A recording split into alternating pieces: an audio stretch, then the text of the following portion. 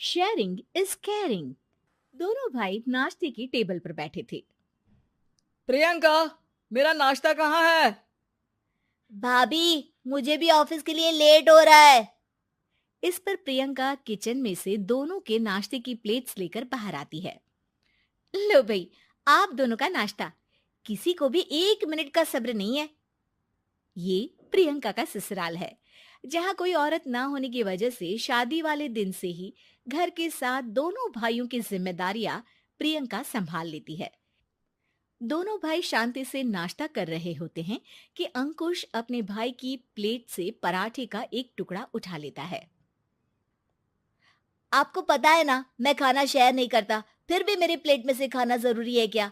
अरे हद हो गई है, मुझे नहीं खाना अब। अंकुर गुस्से में नाश्ता छोड़कर टेबल से उठ खड़ा होता है। अरे, ये कैसा बिहेवियर है अंकुर? एक टुकड़ा ही तो है। एक हो या आधा, मुझे भूख लगी है तो ये सिर्फ मेरा ही है। उसे भी किसी के साथ शेयर करने बैठा तो भूखा नहीं रह जाऊंगा। अरे बाबा ठीक है, अब इस पर भी लड़ाई। दूसरा बना देती हूँ, पर प्लीज ऐसे खाना बीच में छोड़कर मत जाओ। इससे अन्न का अपमान होता है।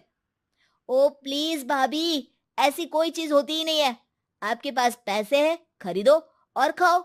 अगर नहीं खाया जाए तो फेंक दो। अरे दुनिया में सब यही करते हैं। अंकुर बैग उठाकर ऑफिस के लिए चला जाता है, जिसके पीछे उसका बड़ा भाई मायूस सा घर में खड़ा रह जाता है। जिसने बचपन से सोने की चम्मच में खाया हो, उसे दुनिया के बारे में क्या पता होगा। वैसे गलती तो हमारी ही है। अगर कभी बचपन में ही सही गलत का फर्क सिखाया होता तो आज ये हाल नहीं होते। आप फिक्र क्यों करते हैं जी?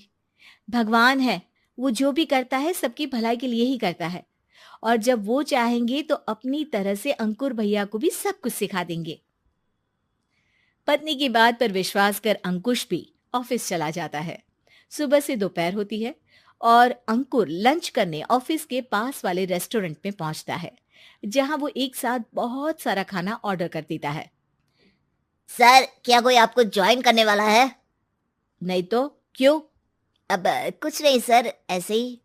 वेटर चला जाता है और कुछ देर में अंकुर का ऑर्डर लेकर वापस आता है, जिस पर अंकुर सब डिशेस में से थोड़ा थोड़ा खाकर बाकी ऐसे ही छोड़कर बिल देकर चला जाता है। वाह भगवान, तेरी माया।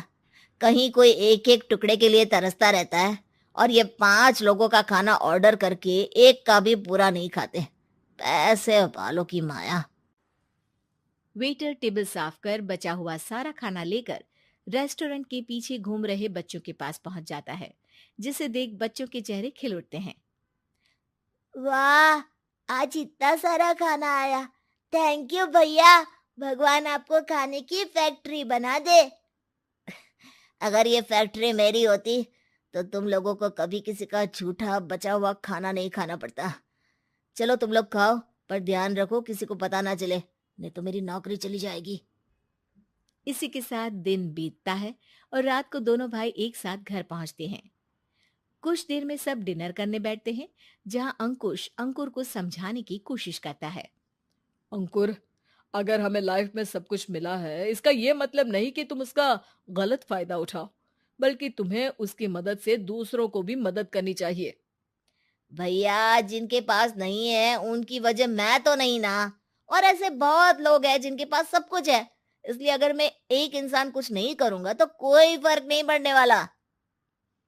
तुम्हारे भैया बस एक चीज समझाना चाहते हैं कि जिस चीज की हमारे पास कमी नहीं है, उसे बर्बाद करने से अच्छा है कि लोगों के साथ शेयर करें। इससे हम सिर्फ सामान नहीं, खुशियां भी बांटते हैं, और इसमें तुम्हारा ज्यादा कुछ तो जाएगा नहीं। भैया भाभी की बात सुन अंकुर कुछ बोले बिना उठकर चला जाता है। इसी तरह दिन बीतते रहते हैं, जिसमें अंकुश और प्रियंका कोशिश तो बहुत करते हैं, पर अंकुर पर किसी भी चीज का कोई असर नहीं पड़ता। एक दोपहर अंकुर सैंडविच खाते हुए सड़क के किनारे चल रहा होता है। तभी उसकी नजर आइसक्रीम वाले पर पड़ती है और वो सैंडविच सड़क किनारे फेंक आइसक्रीम खरीदने पहुंच जाता है। अब इसे कहते हैं जिंदगी का सुख। जैसे ही अंकुर आइसक्रीम लेकर पीछे मुड़ता है, तो एक आदमी को सड़क से वही सैंडविच उठाते हुए देखता है।